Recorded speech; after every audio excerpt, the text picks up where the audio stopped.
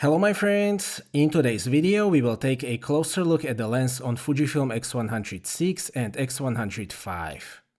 As I mentioned in my review of the X100VI, the ability of the lens to render 40 megapixel resolution of the X-Trans5 HR sensor was the biggest question mark associated with the X100VI for me personally. The first thing that I did right after I unboxed my X100VI was that I conducted my lens test. I've concluded that I was actually very happy with the results, which were also shown in my X100VI review. As I found out, some reviewers say that 40 megapixel sensor in the X100VI is pointless or even counterproductive, because the lens can't render any extra resolution over 26 megapixels in X100V. This claim is false, but there is a lot of interesting context surrounding this topic, so I have decided to make this video. As far as the available information goes, it seems that the 23mm f2 lens from the X100V has been carried over to the 6th generation without significant changes. I have to admit that I was rather skeptical when I heard early rumors about the 40 megapixel APS-C sensor for upcoming Fujifilm cameras. 40 megapixels on APS-C means that the pixel density is pretty high.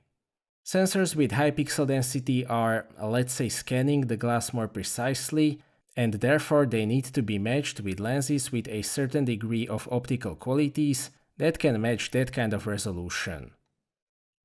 Rendering a given amount of resolution is not a yes or no question.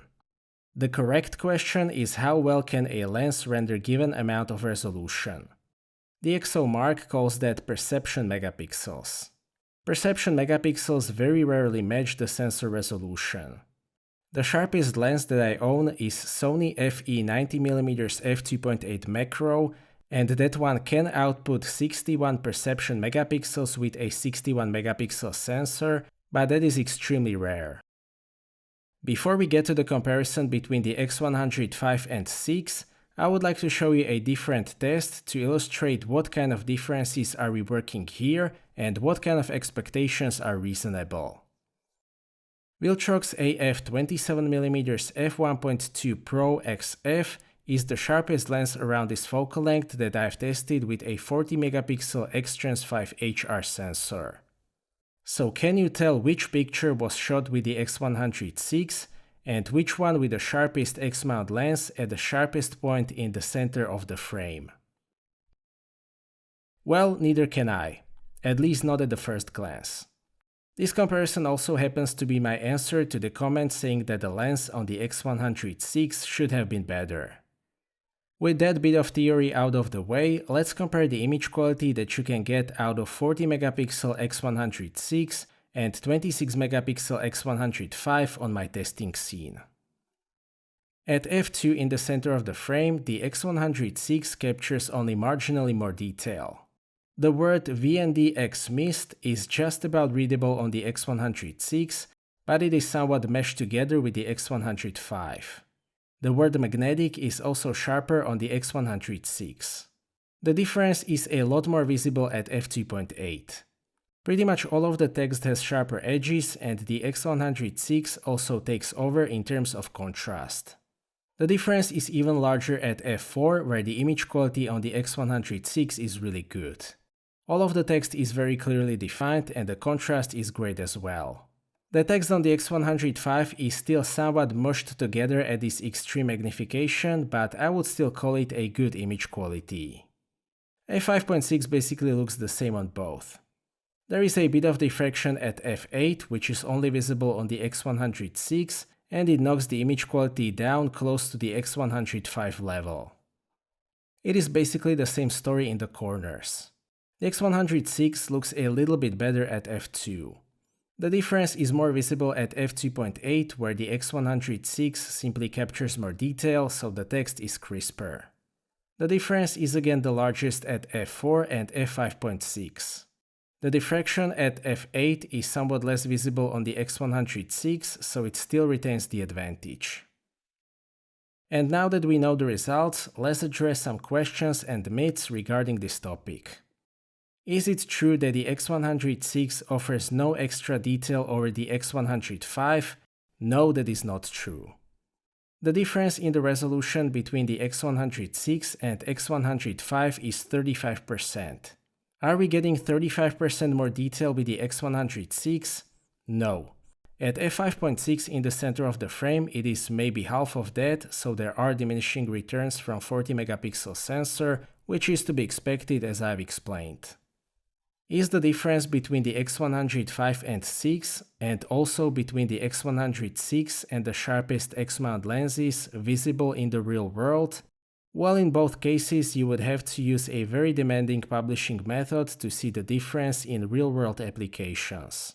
The difference will be more visible if you need to crop the image, and that is pretty important with a camera which has a fixed focal length.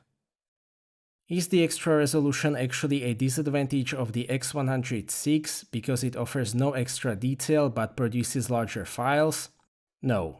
X100VI offers extra detail, and if you use compressed RAWs, which is not available on the X100V, you will also get roughly the same file sizes as with the X100V.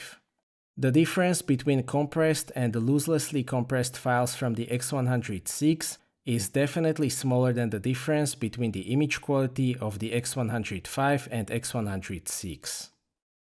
One more thing that I have to mention here is that I've used raw detail function in the Lightroom for this comparison.